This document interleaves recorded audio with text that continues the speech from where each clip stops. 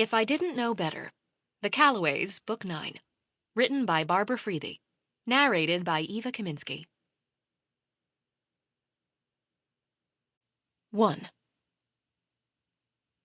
"I'm not running away," Mia Callaway said forcefully, as she looked into her older sister Annie's disbelieving eyes. "I'm helping Mom. She can't clean out Aunt Carly's house with a broken foot, and I have some time on my hands, so I said I would do it.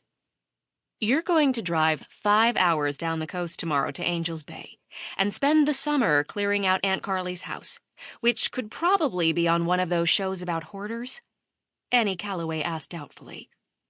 "It can't be that bad. Aunt Carly has been collecting junk for 40 years. I doubt she would call souvenirs from her travels junk," she said defensively. "What happened to your job?" Annie asked. "You worked so hard to get that position at the museum. It was perfect for you. And what about Grayson? I thought he was the perfect guy." Mia sighed. "He definitely turned out to be less than perfect. It's too long of a story to get into now." They were standing on the sidewalk in front of her cousin Nicole's house, where a huge combined bridal baby shower was about to begin. At least 24 Callaway females were waiting inside, and she did not need that kind of attention on her now somewhat dismal life.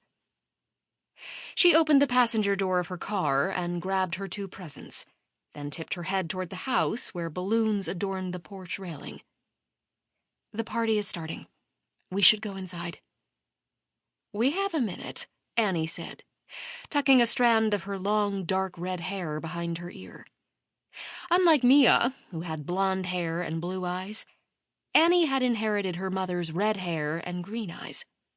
Those eyes were now staring at her with stubborn determination.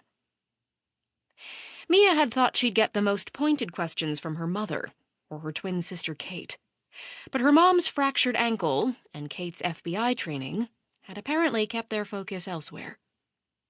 Annie, who at 29 was 3 years older than Mia, rarely kept that up to date with her life. Nor did her 3 brothers, who probably had no idea she'd lost her job or her boyfriend. But that was a good thing. Being the baby in the family, she'd grown up under the protective eye of 2 parents and 5 siblings, and she was more than a little tired of being under their microscope, which was another good reason for going away.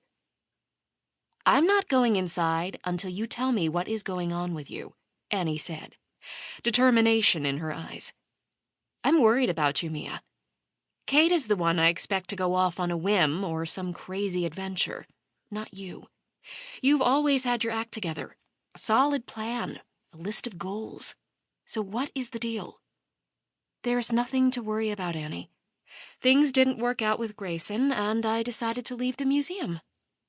She'd actually been asked to leave, but she didn't need to get into that. "I'll find another job, but I could use a break. I've been working nonstop for the last 4 years."